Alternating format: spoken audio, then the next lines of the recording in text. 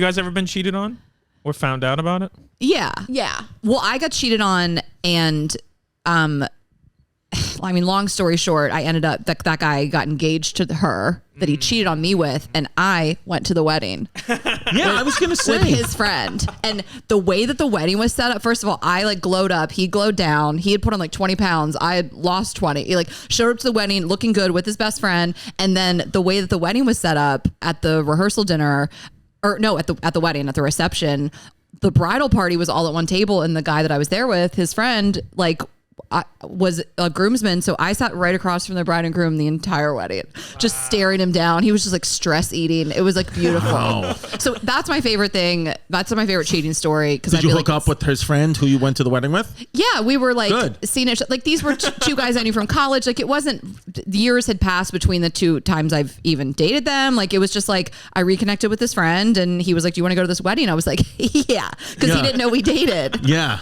It was a little shady, but it was the best thing I've ever done. Well, how initially though, when that all happened, you could have never seen yourself going to this guy's wedding. You were like mortified and hurt and whatever, right? Yeah, it was a couple years had passed, and I was like, oh, he's going to marry that girl, you know, knowing that like he cheated. So in a way, you can't even fault the cheating. I mean, I know it sucks for you, but it's like, if you're going to cheat on me, you better marry the person you cheated with. Yes. It all worked out. I'm going to fuck your best friend. I'm going to lock eyes with you while you glow down and binge eat at your own wedding. Guess what? I fucked your dad. That's what it is. It's insane to sit across from a bride and groom and be like, I fucked this groom, and no one knows. And he's just sitting there like, he's just like deer in the headlights. Like, what's she going to do? Of course, I had jokes, headline the table, just crushed the wedding. Crushed. I think it ruined his wedding. Ruined his wedding. You had your fucking Zoom recorder out. It was a podcast episode. We sold ads on that shit. So sorry. Anyway, Mike, yes, to answer your question. Have you been cheated on, Raina? Yeah. Yeah? Do you let it like just roll? I feel like you're the type of girl who, because you have so much confidence, you both have very confidence, but I feel like you're, confident, and you're very much like, you know what, you want to cheat on me, that's your Chris, mistake. I'm gonna stop you right there. I went batshit crazy, and he called the cops on me. Let me tell you the story. He called the cops on you? What did you do?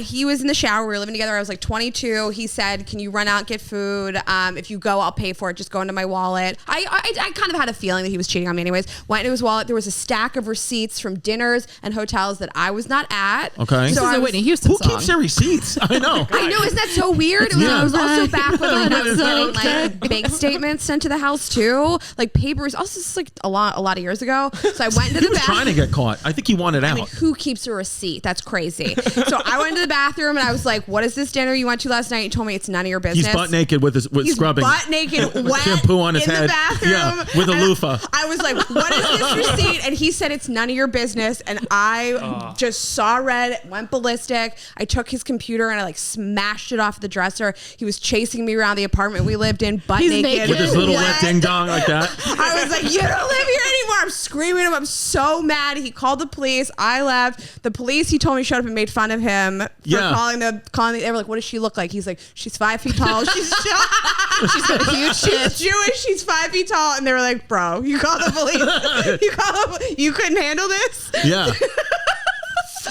And then we broke up, and that was it. And then but like now, if you saw that guy, you couldn't care less. Actually, Ashley and I had dinner. He owns a restaurant in Philadelphia. Ashley and I had brunch with Ashley's parents at his restaurant in Philadelphia. After we sold out a bunch of shows at the Fillmore, it was a great weekend, and he wasn't there. Yeah, and he was all good. Like he was no problems with you. So I feel about cheating. Like if you're gonna do that to me, just like continuous, constant, just come home to be lied to my face every day. You're like a bad person, and I'm just not gonna be with you. Like I don't remember like mourning that relationship super deeply. I remember feeling like this is a bad person, and I'm like lucky to not have married you, God forbid, or something like that. Right. We have like pretty evolved opinions on cheating. I mean, we've, at this point learned so much through the guests we've had on the show, and, we're grown-ups, and we've had Esther Perel on the show, which is probably like who's that? She's probably the number one therapist that discusses cheating. Like in the world. Yeah. Bunch of books. And it was like such a get to have her on. So cheating, someone that cheats doesn't mean it's a terrible person. Like it's not, our episode title was called Cheating Isn't Black and White, because it's not.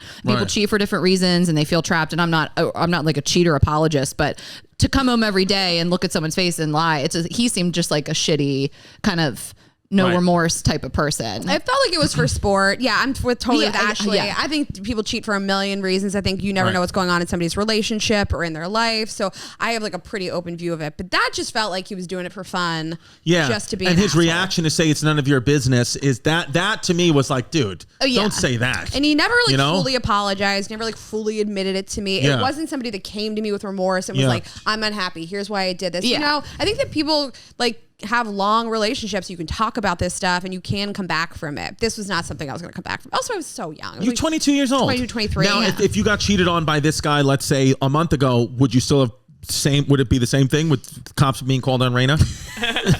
Let's be honest.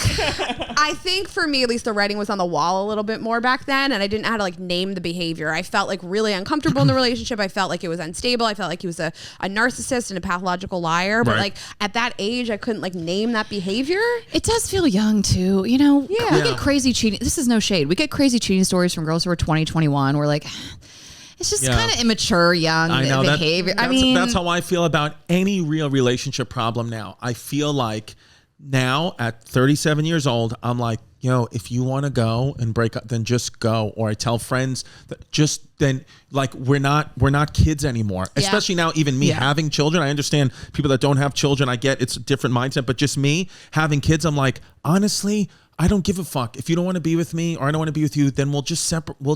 There's no point. I got to take my kids to school. Like I think back to some of my previous relationships. I'm like, I cannot believe how long I was stuck on her. She was stuck on me and how we went round and round and we had no children at all. We could have at any moment just got our lives back and been sad for like 2 days. Right. You know what I mean? So true. The ramifications are much worse today. Yeah. I feel like Ashley and I both, I feel like we pick really nice people. So I think if somebody I dated today cheated on me, I'd be more like devastated because I'm not dating people that I think would like lie to me. Would like lie to you, yeah. And I think I wouldn't go ballistic. I think I'd be like really hurt. When I tell Delilah too, I've started telling her this almost like every night at my bed, just because I've said this many times on the podcast, but what the number one fear to me, a lot of, I've said on this podcast, it's not China, it's not Joe Biden's immigration policy. It's the number one fear that I have in life is insecure men around my daughter. I feel like an insecure man, it's like you're messing, like the male ego is one of the most fragile things in the universe. And I'm like, that's when all the problems happen. That's when women get hit. That's when women get killed. That's when men do stupid shit and kill their family and kill themselves. The most insecure friends I've had in my life, all of them, like clockwork, have been abusive to the women in their life or abusive to someone because they're so fucking insecure. So I always tell her, like, watch out for that. I talk to her about what insecurity is and what all that stuff looks like, because I'm like, that's what I don't want. So that's why for me, my example is like, at the very least, even if I fuck up, I want to show her like I'm secure with myself. I'm very secure with myself and I'm secure with your mom, because I don't want her to be like, oh, I want a guy, who's gonna, be insecure and lie to me and do all the, because then that guy, when you break up with him, that's the guy that's going to kill you and hit you and do something he regrets, and then I lose my kid. Well, you're so far ahead of this, it'll never happen. Like, the second she starts dating, you will alert her to a male's insecurity in a kind way, and she'll just know that she'll know red flags soon. I've never heard a dad say this. Like, it's so important. Like, she'll just know those red flags before so many other young girls would. And it's one of those things, I think you're going to be good. And it's one of those things where, like, I'm trying to be as progressive as I can, as woke as I can.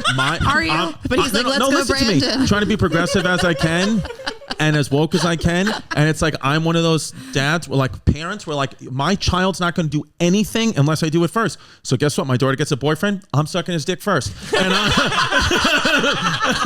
And that's being a liberal. And that's what I'm saying. And then I'm going to waltz in my mouth and say, let's go, Brandon. Hurry up. I got to get back to my fucking barbecue because his name is Brandon. Oh my God. Now, speaking of, Did you girls